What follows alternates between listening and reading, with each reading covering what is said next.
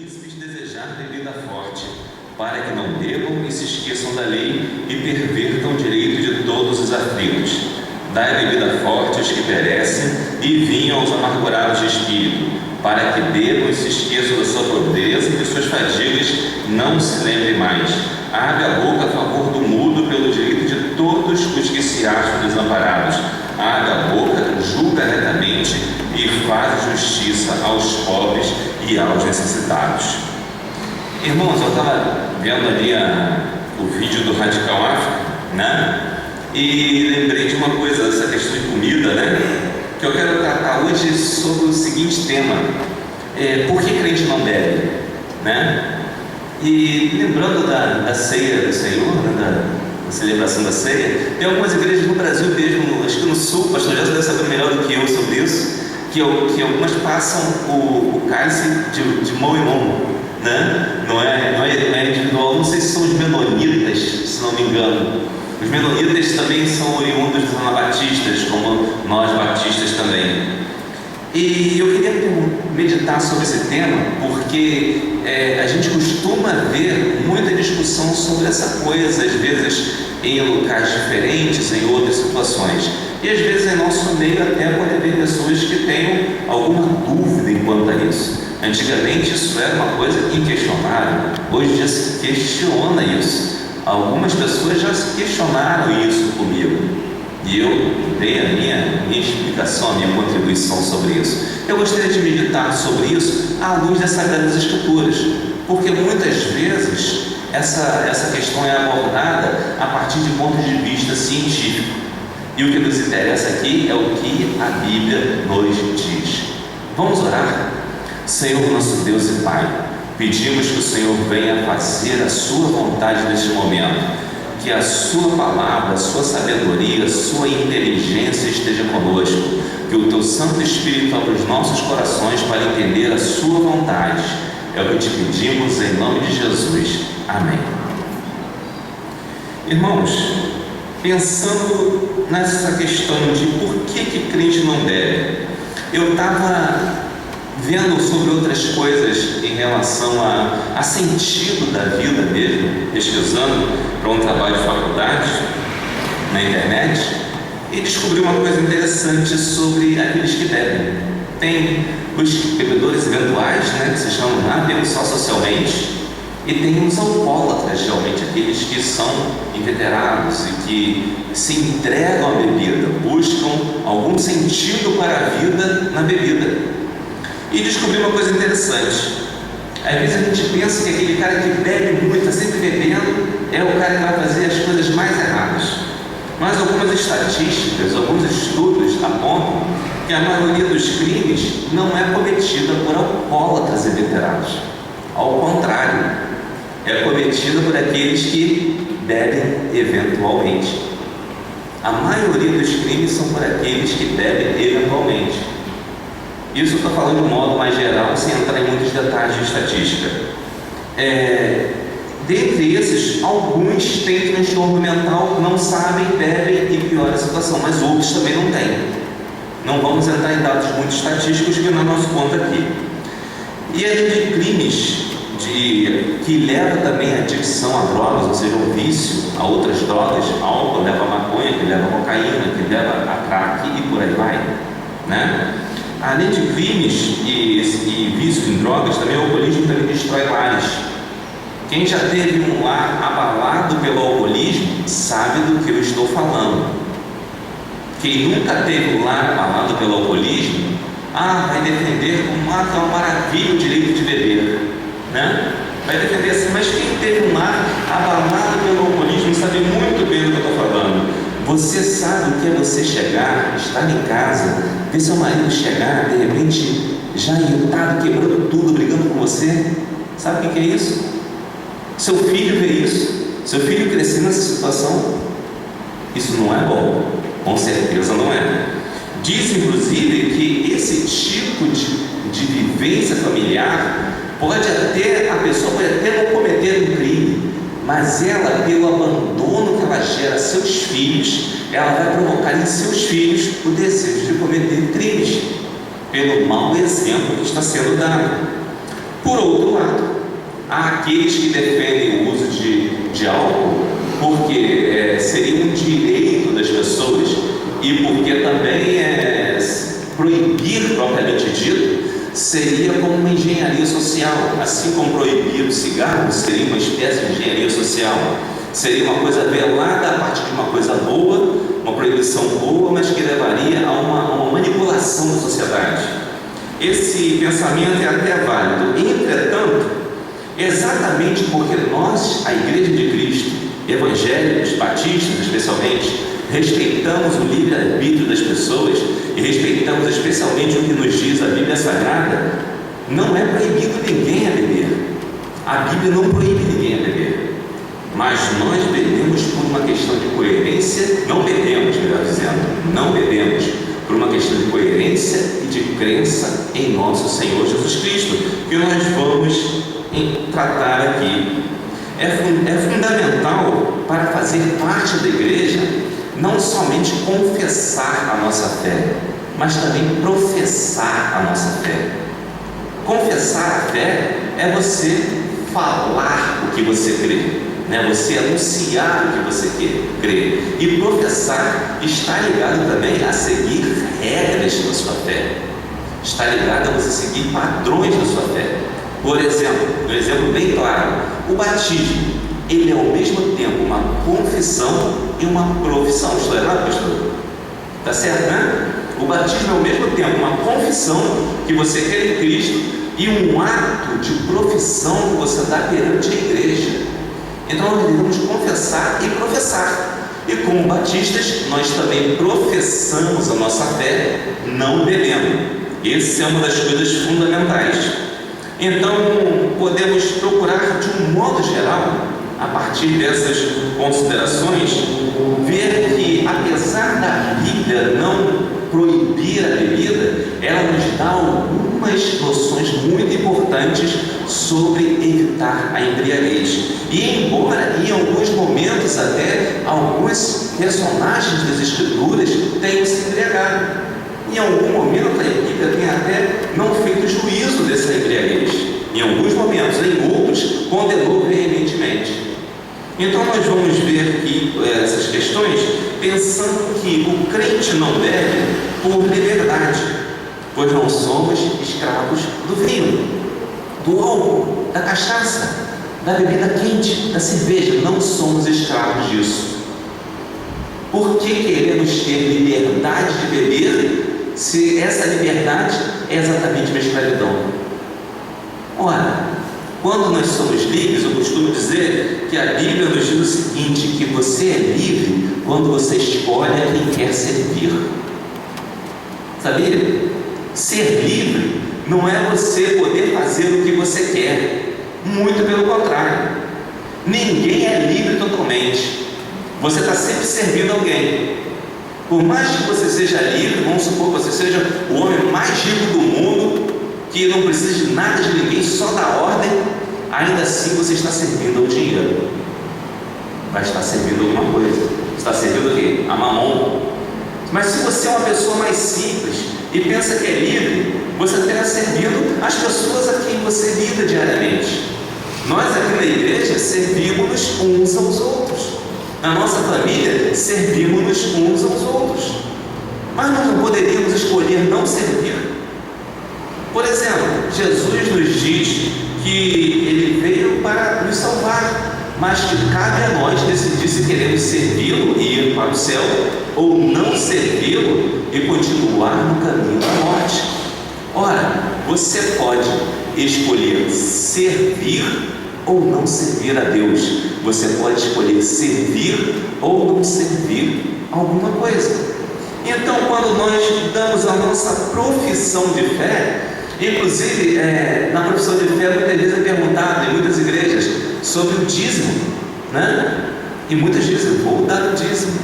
Uma das questões que poderia ser incluída, talvez, seria a questão, mas o que você acha da bebida? Que em alguns casos entra alguma dúvida. E eu quero pensar com vocês então que o crente não bebe porque ele é livre para não beber. O crente é livre para escolher servir a Deus e não ao álcool.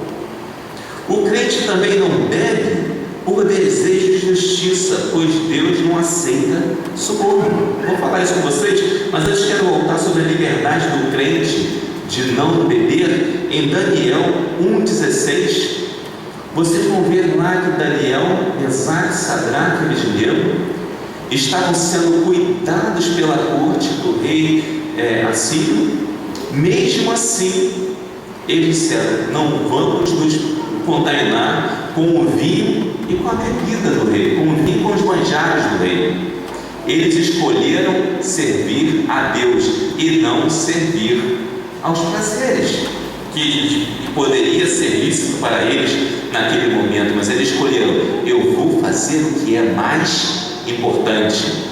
Entre o que é mais importante e o que é menos importante, eu escolho o que é mais importante. E foi a escolha daqueles 4 amigos. E continuando, o crente não bebe também por desejo de justiça. Nós vimos aqui em Provérbios 31, de 4 a 6, que não é próprio dos reis beber vinho, nem dos príncipes desejar bebida forte. Ou seja, nós somos reis e sacerdotes em Jesus Cristo. Então não é próprio de nós também beber vinho, nem desejar bebida forte. E ele continua aqui, que os reis não fazem isso, aqueles que são responsáveis pelo povo, de pastorear o povo, e nós, como servos de Deus, de levar a mensagem de Deus, nós não bebemos para que não se esqueçam da lei e pervertam o direito de todos os aflitos. Ora, não sei se vocês já observaram, mas toda corrupção começa com uma festinha. Vocês já observaram isso? Todo grupo corrupto adora fazer festinhas regadas a muita bebida. E a resposta para isso está aqui em Provérbios 31:5, para que não bebam e se esqueçam da lei e pervertam o direito de todos os aflitos. Ora, quando se juntam para beber e exageram na bebida, esquecem-se da retidão e pervertem o direito dos aflitos. Aí não pode haver justiça. Numa sociedade onde se valoriza isso, esse tipo de comportamento, inclusive as propagandas muitas vezes nos recomendam isso, é uma sociedade onde não pode haver justiça. Então nós não bebemos também por um desejo de justiça. O crente também não bebe por buscar a melhor terapia, pois temos um remédio melhor para qualquer desespero, que é Jesus Cristo. Quando você vê na Bíblia alguns relatos de pessoas que beberam e que a Bíblia não condenou, nesse caso a bebida tinha uma conotação bem diferente do que a do mero prazer. Se você ler aqui embaixo, no Provérbios mesmo, ele manda da bebida forte a quem está morrendo. E ele continua aos amargurados de espírito, ou seja, aqueles que estão numa depressão profunda. Só que nós não precisamos mais disso. Primeiro, porque o vinho naquela época era de um outro tipo, mas não vamos entrar nesse detalhe. Era de um outro tipo. O vinho que era usado pior era o mais fermentado. O bom vinho tinha pouco teor alcoólico. E é interessante notar que Jesus, quando na morte dele, foi oferecido vinagre com fel. Vinagre era vinho fermentado. Era uma forma de se referir a vinho fermentado. O que Jesus fez? Jesus bebeu? Negou. Ele negou. Aquilo era para quê? Para amortecer o seu sentimento de morte. Quem conhece questões de guerra, especialmente os militares, sabem que antigamente, ou no fronte de batalha, quando uma pessoa danificava um membro do corpo, para amputar, dava-se muita bebida para que a pessoa ficasse anestesiada, entorpecida e se fizesse a cirurgia, quando não havia outros meios. Aí a gente pensa assim: por que as pessoas bebiam naquela época? Às vezes, bebiam também os guerreiros. Por que os guerreiros bebiam? Porque eles matavam muitas pessoas na guerra e aquela imagem que ficava na mente deles não saía fácil não. Se você conhece algum ex-soldado aqui e que viu alguma coisa desse nível, você vai saber que aquilo marca profundamente a vida dele. Então, na verdade, a bebida tinha um fim medicinal. Paulo até recomenda a Timóteo também que Timóteo beba um pouco de vinho, porque a bebida também tinha um fim de cuidar do estômago de Timóteo, provavelmente é o que era. Observe, havia um fim medicinal, não era mero prazer, não era para simplesmente satisfazer a liberdade do sujeito, tinha um fim medicinal. E a bebedeira, ela era condenada. Hoje nós não precisamos disso. Hoje nós temos remédios para a depressão, muito melhor do que ficar embriagado, não é? Temos remédios para vários tipos de coisas, temos anestesias muito eficientes. Então nada justifica, dentro do contexto bíblico, que bebamos. Nada justifica. O crente também não bebe por outro valor também, por outra coisa interessante. O crente não bebe, eu acho que é o principal de todos. O crente não bebe por amor, pois meu irmão vale mais do que um copo de vinho. Em Romanos 14, 21, nós vemos que se alguém tem fraqueza para alguma coisa, e se nós comemos carne e aquilo vai escandalizar o nosso irmão, não coma carne. Quantos alcoólatras ou ex-alcoólatras, quantas pessoas recuperadas temos na igreja de Cristo? Será que nós queremos tomar um golinho de nada, de vinho ou de seja lá do que for, e de repente levar esse irmão à derrocada? Será que isso é amor? Não é. Nós não bebemos porque amamos ao nosso irmão recuperado por Cristo. Amém? E nós não bebemos também porque o crente tem comunhão com Deus, pois a bebida destrói o coração dos homens, mas o Espírito santifica. Efésios 5,18. Não vos embriagueis com vinho em que há contenda, mas enchei-vos do Espírito. Então, irmãos, não vou me prolongar muito porque é um culto de semana. Vamos concluir. A Bíblia não proíbe o uso do álcool, não proíbe, mas faz sérias restrições. E a única possibilidade de embriaguez que tinha já está descartada há muito tempo com a nossa tecnologia. Já está descartada há muito tempo. O antigo uso terapêutico dessas questões, uma pessoa em grave situação, desespero, à beira da morte, já está abolido. Ele foi corrompido pelas orgias. Transformaram a bebedeira em veículo de orgias. E a gente sabe que é assim mesmo. Mesmo não sendo proibido beber, é mais piedoso e coerente com o amor cristão não beber. Eu prefiro não beber para ser amoroso, pois temos dependentes químicos recuperados no nosso meio, pois temos responsabilidade de dar bom testemunho perante o mundo como reis e sacerdotes de Cristo e não ficar cambaleando por aí, e temos que servir a justiça e não a corrupção, pois a bebida pode levar à corrupção, mas o Espírito transforma vidas. E é isso que nós queremos. Queremos nossa vida transformada, justificada, calçada e cada vez mais cheia do Espírito e cada vez mais longe das coisas do mundo. Tem muita gente por aí defendendo essa ideia de que deve beber. Não caia em qualquer esparrela. É muito fácil cair nisso. É importante que a gente veja que eu falei que não se deve, que eu deve dizendo que se deve, né? A Bíblia nos diz que é melhor ser amoroso com nossos irmãos, verdadeiramente e coerente, não bebendo. Amém? Deus abençoe.